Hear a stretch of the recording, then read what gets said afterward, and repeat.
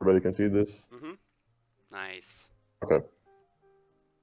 Yeah, so I'm just going to go through kind of my personal story on where I started and, obviously like what I wish I'd done and kind of the standard conversation that I have with people because I've had, I think I'm going to say I've probably said thousands of times to plenty of individuals, which is why I think it's good to have a group here so I can kind of share it at once and you can go to the breakout rooms and um, uh, focus on some of the common questions I'm sure people are going to have.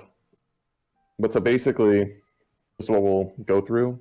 I'll show you what the Robinhood portfolio I have looks like as of March. It hasn't really changed. And then show you I think is the best place to begin, how I did it myself, what types of accounts, how to allocate funds, look at ETFs mutual funds, how to research those, some case studies, and we'll get more into some of the technical stuff like dollar cost averaging, and we'll have a couple of graphs, charts.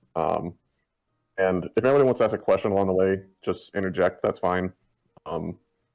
So this is what my portfolio looked like. This is about 3 weeks ago. It hasn't really changed much. I just looked at it like 10 minutes ago and it was $300 lower. So this is not all the positions, but this can kind of give you an idea. I really like Robinhood. I think it's very user friendly for beginners or for retail investors who aren't very experienced and they're kind of looking to get their feet wet. And Can I ask a question? yeah, sure. If I'm not a American citizen, can I open a Robinhood account? I'm uncertain because I am an American citizen. I would just get that a quick Google. I know they're kind of one of the new brokers on the block, so they might be restricted in which nations they can service. It might only be the states. So I'm just not certain. But, I'm sure like on their website, they'll be able to help you answer that question. So I cannot get rich. I know you have to be American to get rich. That's actually in our constitution. That's why we invade so many other nations. So I'm going to be focusing mostly like on these like VTI, VXUS, CXSE is another ETF. These are all ETFs. Every other position in here is an individual firm. Google, Walmart, McDonald's, Ford, all these guys. And so the first thing you need to do, obviously, is you need to pick an account. Like I picked Robinhood. And there's going to be two general reasons that you're going to be investing. You're either going to be doing it because you're saving up for when you get into your 60s and you hit that retirement age, you get all the tax benefits.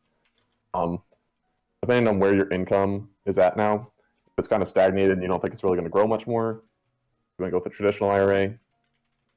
And you think that you're going to be able to maybe double, triple, quadruple, whatever your current annual income, then a Roth IRA is better. And that's just because Roth IRA, you're going to pay today's taxes. You're going to pay taxes on your wages, then put those wages into your account. And then that means that you're basically minimizing the income tax you pay, because if your income's going to go up in the future, then you want to avoid paying that higher income tax in the future. And then vice versa with the traditional IRA.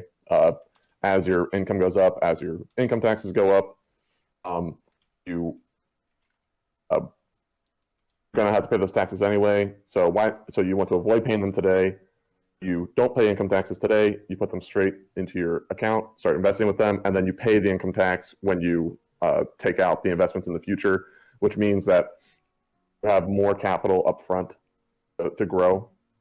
So you get so instead of like $1 being taxed away today, you can keep that dollar in your account and you get to keep all the profit from that dollar, and then you just pay that dollar in taxes when you end up selling that position. And then there's kind of more what I do, and I do that. I do retirement investing with like a Roth and 401k. Then if you want to take out an investment before you hit your senior citizen status, and if you take them out before you hit your senior citizen status, you're going to have to pay a penalty. So if you want to take them out in your 30s, 40s, 50s, then a brokerage account is better because you just end up having to pay capital gains tax, short or long. And basically, long-term capital gains is always 10% for holding a position for longer than 1 year before you sell it. short-term gains is you pay whatever your current marginal income tax is. If you're making like, I think it's like 35 to 85 roughly, you're gonna pay 22% on any short-term capital gains if you sell a position within 1 year of purchasing it. But you don't have to pay a penalty. So this is just a good way to basically store your cash for a while in some good investments and just have it growing on the side until there's something you need, maybe your house, maybe you want to do a startup, vacation, whatever. So Warren Buffett has said this. He said that there's really no better investment than to pay off credit card debt that you're paying interest on. So this is always kind of the way I think of prioritizing. Like when I get income, where do I allocate it? I got credit card debt, and I'm gonna have to pay interest on it, which thankfully I haven't ever had yet. I've always been able to pay off statement balances or to do balance transfers without any additional fees. I want to kill that as quickly as possible because you're going to pay whatever 20-25% monthly interest, which compounding annually is just absolutely insane. Then when I have cash on hand, I mean, some people say 3 months. I really feel more comfortable at least with 6 months of cash of my cost of living. So if your cost of living is $1,000 a month or $2,000 a month, it'd be $6K or $12K in cash. And I like to have a little more than that. I usually keep a lot of cash in my brokerage account, but then also in like my personal bank account, just so if there's like a COVID and the market crashes, I got a lot of extra cash. One, to feel safe about covering my cost of living, but then also to jump into the market and start buying up everything that's on sale.